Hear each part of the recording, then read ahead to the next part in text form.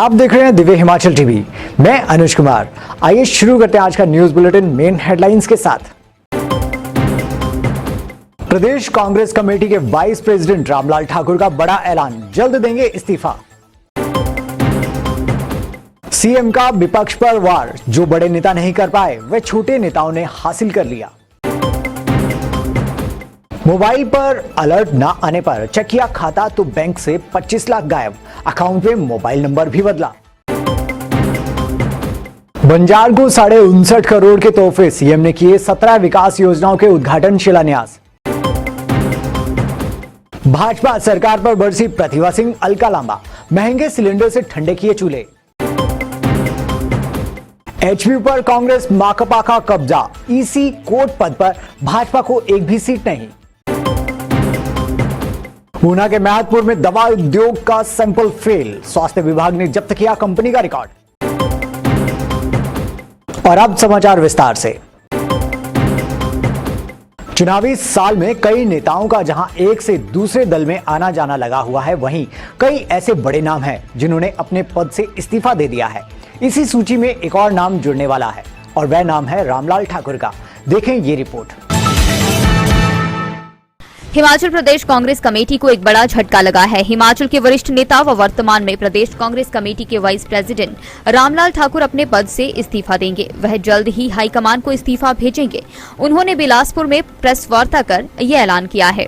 हालांकि वह वर्तमान में कांग्रेस कमेटी के हर कार्य में मौजूद रहेंगे। वहीं उन्होंने ये भी कहा कि यदि पार्टी को नैना देवी विधानसभा क्षेत्र से उनकी जगह कोई अन्य नेता मिलता है तो उसे टिकट दिया जाए। उन्होंने कहा कि यदि हाईकमान उन्हें चुनाव नहीं लड़ने को कहेगी तो वह इलेक्शन नहीं लड़ेंगे। इसके अलावा रामलाल ठाकुर ने कहा, प्रदेश कांग्रेस कमेटी में हर तीसरा व्यक्ति सीएम की कुर्सी के लिए भाग रहा है, लेकिन वह इस दौड़ में शामिल नहीं है। उन्होंने साफ तौर पर ऐलान कर दिया कि वे सीएम बनने के बारे में कभी नहीं सोच सकते।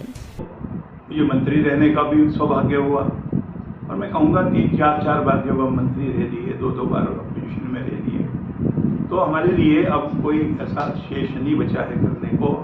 मैं ये कह रहा हूँ कि मैं AICC का सदस्य भी हूँ, मैं चुनाव प्रबंधन कमेटी का चेयरमैन मुझे सोनिया जी ने बनाया है, तो हर जगह जो है ना अपना पाँव घुसा के रखना ये ठीक नहीं है। मैं तो अब बाकी साथियों से भी कहूँगा कि जब हमारी वहाँ पे राजस्थान में चिंतन शिविर हुआ था तो उसमें ये तय हुआ था कि जो पुराने लोग हैं जो कई सालों से बैठे हैं उनको जो है वो अब जिम्मेदारी छोड़ देनी चाहिए। तो मैं पहल कर रहा हूँ क्योंकि कई सालों से मैं वीरभद्र सिंह के साथ भी मैं वाइस प्रेसिडेंट रहा। जब वो पहली बार प्रेसिडेंट बने थे तब से लेके हर प्रेसिडेंट के साथ मैंने बतौर जनरल सेक्रेटरी, बतौर वाइस प्रेसिडेंट मैंने काम किया है। तो इसलिए मैंने ये सोचा let the young people come. प्रदेश का सर्वाधिक लोकप्रिय मीडिया दिव्य हिमाचल एक बार पुनः अपने पाठकों के लिए लेकर आया है एक लकी योजना, कौन बनेगा लखपति, जिसके तहत प्रथम विजेता को दिया जाएगा 1 लाख का नगद पुरस्कार व रेफ्रिजरेटर, वॉशिंग मशीन से लेकर अन्य ढेरों पुरस्कार। तो आज ही अपने नजदीकी एजेंट या हॉकर से अपनी दिव्य हिमाचल की प्रति सुनिश्चित करवाएं व जुड़ जाएं दिव्य हिमाचल के इस लकी कूपन योजना के साथ। अधिक जानकारी के लिए पढ़ें दिव्य हिमाचल अखबार या संपर्क करें 01892 264713 पर। चुनावी वेला में नेताओं के बीच आरोप प्रत्यारोपों का सिलसिला तेज हो गया है। इसी बीच अब सीएम जयराम ठाकुर ने विपक्ष पर निशाना साधा है। इसके साथ ही मुख्यमंत्री ने प्रदेश में भाजपा सरकार के रिपीट होने का दावा किया है। मुख्यमंत्री जयराम ठाकुर ने कहा है कि कांग्रेस पार्टी देश और प्रदेश में नेतृत्वहीन और मुद्दाविहीन पार्टी है। उन्होंने कहा कि कांग्रेस के नेता राहुल गांधी की भारत जोड़ो यात्रा के दौरान ही गोवा में उनकी 8 विधायक कांग्रेस छोड़कर भाजपा में शामिल हो गए। उन्होंने कहा कि राहुल गांधी गेहूं के आटे को लीटर में नाप रहे हैं, जो उनकी अज्ञानता को दर्शाता है। उन्होंने कहा कि हिमाचल प्रदेश में भी कांग्रेस के कार्यकारी अध्यक्ष और एक मौजूदा विधायक भाजपा में शामिल हो गए हैं। उन्होंने कहा कि देश की जनता का कांग्रेस पार्टी से विश्वास उठ गया है और लोग देश को केवल भाजपा के हाथों में ही सुरक्षित देख रहे हैं। उन्होंने कहा कि भाजपा का रिवाज बदलेगा का नारा कांग्रेस नेताओं को रास नहीं आ रहा है। कांग्रेस विधायक यहां तक दावा कर रहे हैं कि जब वीरभद्र सिंह जैसे बड़े नेता ये उपलब्धि हासिल नहीं कर सके तो एक साधारण मुख्यमंत्री इसे कैसे हासिल करेंगे। उन्होंने जनता से इन नेताओं को करारा जवाब देने का आग्रह किया। आज के डिजिटल जमाने में चोर भी चोरी करने के नए नए तरीके ढूंढ रहे हैं। इन दिनों प्रदेश में साइबर ठगी के मामले सबसे ज्यादा पेश आ रहे हैं। ऐसे ही एक मामले में जिला शिमला के एक व्यक्ति के खाते से शातिरों ने 25 लाख रुपए उड़ा लिए। शिमला में एक व्यक्ति से लाखों रुपए की धोखाधड़ी का मामला सामने आया है। इसमें शिकायतकर्ता के बैंक खाते से किसी अज्ञात व्यक्ति ने 25,85,000 रुपए निकाल लिए हैं। अब शिकायतकर्ता ने बैंक खाते से लाखों रुपए की राशि निकालने की शिकायत पुलिस के पास दर्ज करवाई है। जानकारी के अनुसार रविभूषण सूद निवासी छोटा शिमला ने प्रबंध निदेशक इंडसइंड बैंक लिमिटेड पुणे और शाखा प्रबंधक IndusInd bank the mall Shimla के खिलाफ मामला दर्ज करवाया है। शिकायतकर्ता का आरोप है कुछ समय पहले शिमला के इंडसइंड बैंक में एक खाता खोला था, लेकिन उनके द्वारा बैंक को दिए गए मोबाइल नंबर पर बैंक से कोई अलर्ट नहीं मिल रहा था। जब इस बारे में जानकारी ली गई तो पता चला कि उनके मोबाइल की जगह किसी दूसरे का ही मोबाइल नंबर वहां ऐड हुआ है। शिकायतकर्ता ने अपना नंबर बदलने या अपडेट करने का बैंक से अनुरोध किया। अब जब शिकायतकर्ता ने अपना अकाउंट चेक किया तो पता चला कि 25,85,000 किसी अज्ञात व्यक्ति ने खाते से निकाल लिए हैं। उधर एसपी शिमला मोनिका भुटुंगरू का कहना है पुलिस ने व्यक्ति के खाते से राशि निकालने के मामले में 420 आईपीसी की धारा के तहत मामला दर्ज कर आगामी कार्रवाई शुरू कर दी है। विधानसभा चुनावों को अब गिनती के ही दिन शेष बचे हैं। ऐसे में मुख्यमंत्री जयराम ठाकुर ज्यादा से ज्यादा क्षेत्रों में जाकर जनता की मांगे पूरी करने का प्रयास कर रहे हैं। इसी कड़ी में वह शुक्रवार को कुल्लू के बंजार पहुंचे। यहां उन्होंने करोड़ों रुपए के विकास योजनाओं के उद्घाटन शिलान्यास किए। जिला कुल्लू की बंजार विधानसभा क्षेत्र को मुख्यमंत्री जयराम ठाकुर ने शुक्रवार को करीब 59.5 करोड़ की सौगात दी। उन्होंने बंजार में लोक निर्माण विभाग, जल शक्ति सहित अन्य विभागों की करीब 17 योजनाओं के शिलान्यास व उद्घाटन किए। बता दें, बंजार में आजादी के अमृत महोत्सव के तहत कार्यक्रम का आयोजन किया गया, जिसमें मुख्यमंत्री ने विशेष तौर पर भाग लिया। मुख्यमंत्री दोपहर बाद रोड शो करते हुए बंजार मेला मैदान में पहुंचे। उन्होंने यहां पर विभिन्न विभागों की प्रदर्शनियों का भी अवलोकन किया। उन्होंने कार्यक्रम के दौरान विशाल जनसभा को भी संबोधित किया। उन्होंने कहा कि प्रदेश में इस बार सरकार नहीं रिवाज बदलने वाला है और बंजार में भी रिवाज बदलने का लोगों ने मूड बनाया है। कार्यक्रम के दौरान करीब 5,000 से भी अधिक लोग यहां पर पहुंचे। बढ़ती महंगाई को लेकर कांग्रेस ने भाजपा सरकार के खिलाफ हमलावर रुख अपनाया है।